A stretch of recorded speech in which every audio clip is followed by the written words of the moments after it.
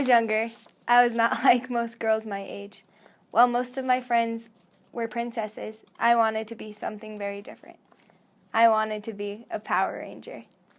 I spent my Saturday mornings mesmerized by their cartoons, hooked on the yellow Power Ranger's slick costume and shiny motorbike. I spent my childhood years locked in a daydream, not a dream of drinking tea and eating crumpets with the other princesses, but a dream of saving the world from nasty supervillains. I wanted to be a hero. As I grew older, my definition of hero changed. My heroes weren't so much the ones who saved the world, but the ones who changed the world, one act at a time. I stopped looking up to superheroes, like the Yellow Power Ranger, and started looking up to people like Rosa Parks, James Madison, and Thomas Edison. People who were so passionate about their beliefs that they were willing to put down their lives in exchange to save someone else's. Today, I am firmly convinced it is people like these who are true heroes. It was inspiring to be able to travel to the capital of the country that my heroes fought so hard to create, to be able to see memorials of people whom I have learned about since kindergarten.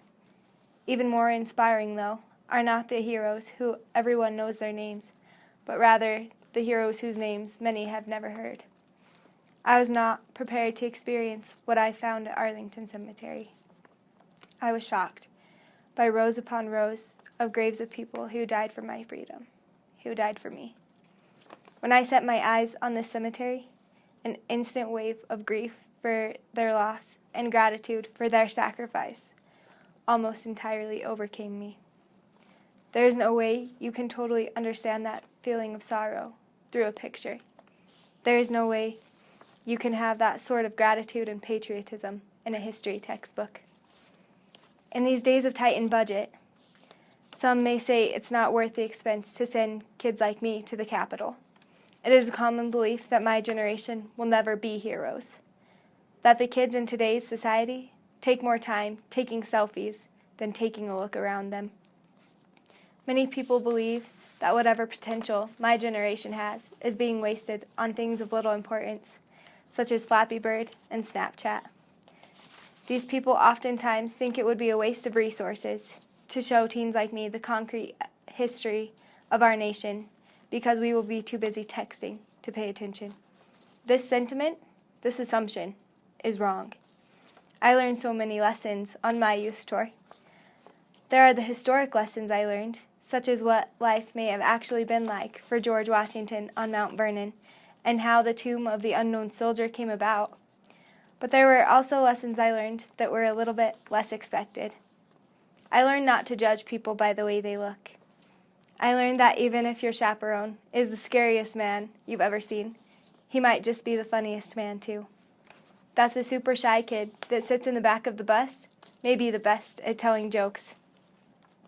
I learned that I can still be good friends with someone even if we have very different beliefs. Phil Robertson of Duck Dynasty sums this up very well by stating, "Our culture has accepted two huge lies. The first is that if you disagree with someone's lifestyle, you must fear or hate them. The second is that to love someone means you must agree with everything they believe or do. Both are nonsense. You don't have to compromise convictions to be compassionate." Even though my fellow youth tour friends came from many different backgrounds, we were united in one purpose. We, like our founding fathers, came together believing in many different things and having many different opinions. But we, like our founding fathers, were united in love for our country. It was simply unlike anything I have ever experienced.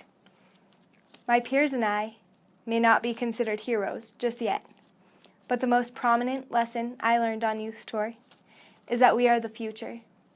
We are the future doctors, congressmen, entrepreneurs, judges, teachers, scientists, and presidents.